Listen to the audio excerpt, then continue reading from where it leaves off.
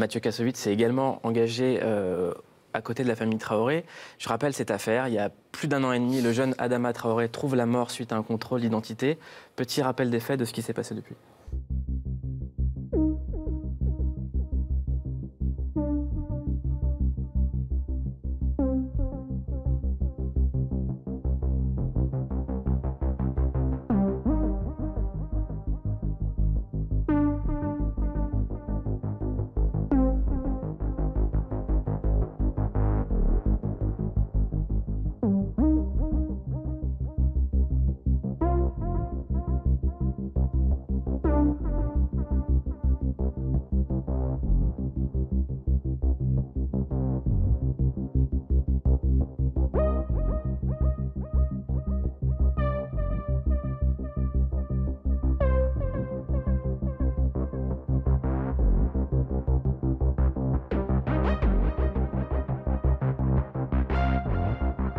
Mathieu Kassovitz, vous étiez engagé auprès de la famille Traoré, pourquoi ?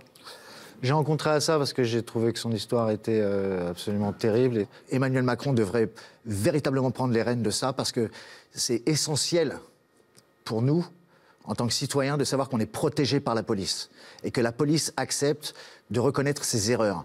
Moi, je voudrais ajouter quelque chose. J'étais à une manif contre les violences policières. C'était la marche pour la dignité. C'était il y a 2 ans. C'était avant la mort d'Adama.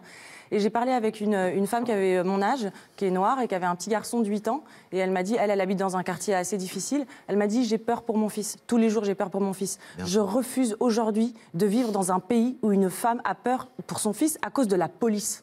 Moi, j'ai pas peur de la police parce que je sais que j'aurai pas de problème avec la police. A priori, dans ma vie quotidienne, quand je me fais arrêter en scooter, ils vont être gentils avec moi. Mais parce que voilà, parce que je suis blanche. Moi, j'ai peur de la police. Ma relation avec la police à chaque fois est agressive.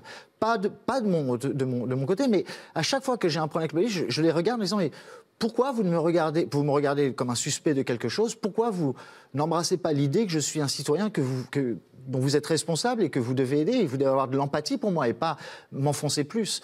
Et ça me rend fou. Et après, les problèmes se créent. Qu'est-ce que vous répondez à l'argument qu'on entend souvent ou qu'on peut lire dans la presse, nous disant que finalement, ces gens-là n'étaient pas très clairs, qu'ils avaient des casiers judiciaires, que c'était des criminels, Non mais Zied et Bouna, franchement, ils avaient quel âge? Ils avaient 15 ans, 14 ans quand ils se sont fait courser. Adama Traoré, il avait juste passé papier sur lui, justement, parce qu'il était en train de refaire sa carte d'identité, et qu'il ait eu peur. Je veux dire, juste le fait qu'il ait peur et qu'il parte en vélo vite ou en courant, c'est comme Amine Bentoussi, c'est la même chose. C'est-à-dire, c'est des gamins qui ont peur de la police. Et c'est là que ça dérape. C'est fou. La semaine dernière, sur ce plateau, Éric Cantona racontait, lui, un problème d'agression policière. Et après cette émission, j'ai reçu plein de messages de policiers qui ont à peu près mon âge, même des plus jeunes, qui nous disent, écoutez, nous, on n'est pas comme ça, on fait notre travail, on bosse.